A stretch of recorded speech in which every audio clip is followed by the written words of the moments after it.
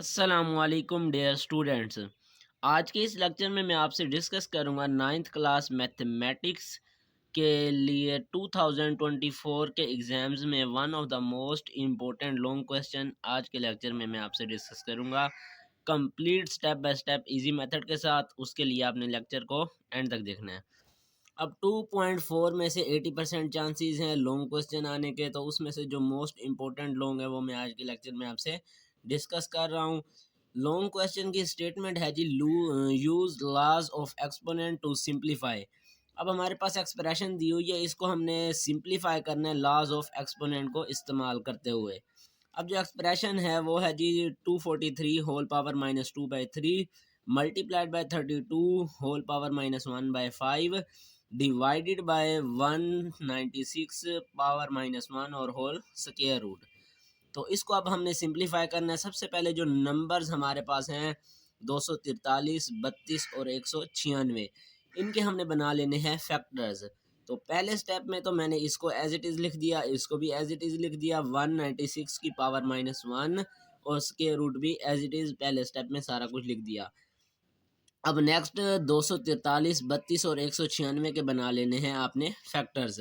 तो जैसे ही फैक्टर्स बनाएंगे तो ये आपके पास 243 का फैक्टर बन जाएंगे 3 मतलब ये कि ये वाले फैक्टर्स बन जाएंगे।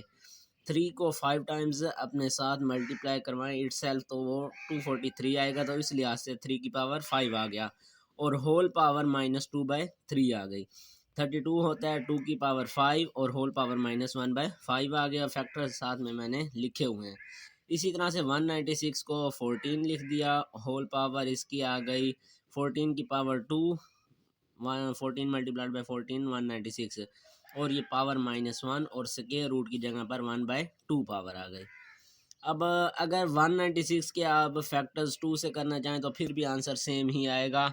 मैंने डायरेक्ट 14 मल्टीप्लाई 14 कर दिया आपकी आसानी के लिए, ताकि आपको इजीली समझ आ जाए।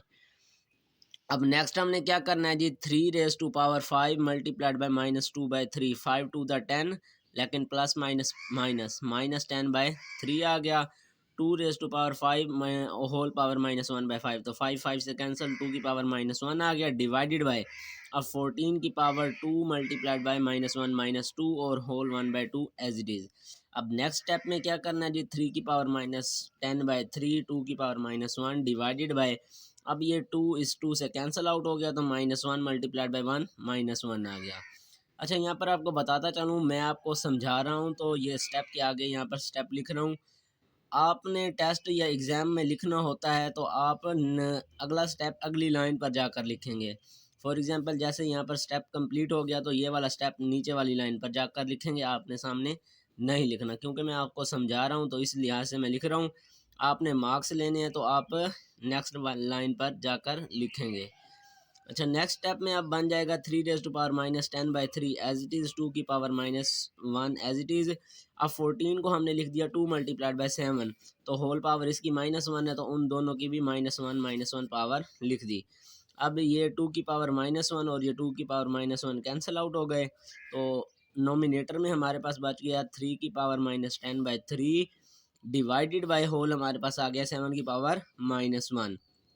अब मज़ीद इनको ऊपर भी हमारे पास नोमिनेटर की वैल्यू भी माइनस में है, पावर डिवाइडेड बाय डिनोमिनेटर में जो नंबर है उसकी पावर भी माइनस में है, तो इन दोनों को पॉजिटिव मतलब मस्बत बनाने के लिए हम इनको इंटरचेंज कर देंगे। ऊपर वाली वैल्यू नीचे और नीचे वाली वैल्यू ऊपर आ जाएगी, तो इस तरह ये बन जाएगा 7 की पावर -1 है, ऊपर जब नोमिनेटर में जाएगा तो +1 बन जाएगी। अब +1 लिखने की ज़रूरत नहीं है तो डायरेक्ट हमने 7 लिख दिया। इसी तरह से जो 3 है डिनोमिनेटर में जब आएगी ये माइनस में पावर है तो नीचे आकर ये +10/3 बन गई। अब नेक्स्ट हमने क्या किया जी, 7 एज इट इज़, 3 10/3 है तो हमने 1/3 को इसकी एक्सपोनेंशियल फॉर्म से हटाकर रेडिकल फॉर्म बना दी। मतलब ये कि जैसे हमारे पास स्क्वायर रूट होते तो पावर 1/2 लिखते होते हैं, तो अब इस तरह हमारे पास 1/3 थी एक्सपोनेंशियल फॉर्म में, तो इसको हमने रेडिकल फॉर्म में लिख दिया और ये हमारे पास 3 और 1/3 की जगह पर हमने रेडिकल फॉर्म लगाकर ये क्यूब रूट लगा दिया। इसी तरह से अब 7 as it is divided by अब 3 है तो उसको हमने इस तरह फैक्टर्स में चेंज कर दिया, 3 की पावर 3, 3 की पावर 3, 3 की पावर 3 और 3, क्योंकि बेसिस सेम है, मल्टीप्लाई हो रही हैं। जब ये आपस में मल्टीप्लाई हो रही हो तो पावर्स इनकी ऐड हो जाती हैं। तो 3, 3 6 और 3 9 और 1 10 आ गया।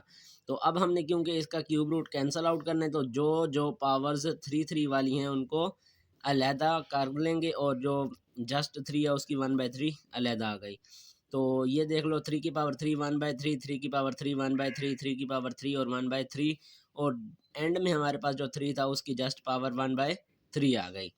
अब नेक्स्ट क्या करना है जी, 7 एज इट इज़, और ये जो पावर्स जितनी हैं ये सारी 3 से कैंसिल आउट हो जाएंगी। तो 3 से 3 कैंसिल आउट हो गया, जस्ट 3 आ गया। 3 से 3 कैंसिल आउट हो गया, जस्ट 3 आ गया। ये 3 से 3 कैंसिल आउट हो गया तो जस्ट 3 आ गया। अब नेक्स्ट ये 3 की 1/3 है, ये तो किसी से कैंसिल आउट नहीं होती, ये एक्सपोनेंशियल फॉर्म में, तो दोबारा इसको अब हमने रेडिकल फॉर्म में लिख दिया। 3 और 1/3 की जगह पर हमने क्यूब रूट लगा दिया।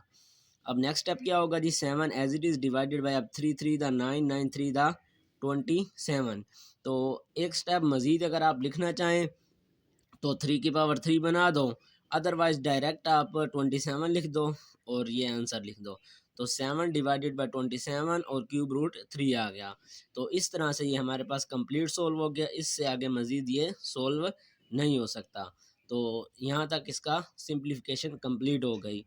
तो ये आपका जो लॉन्ग क्वेश्चन था मोस्ट इम्पोर्टेंट, इसको मैंने आपको step by step easy method के साथ समझा दिया है।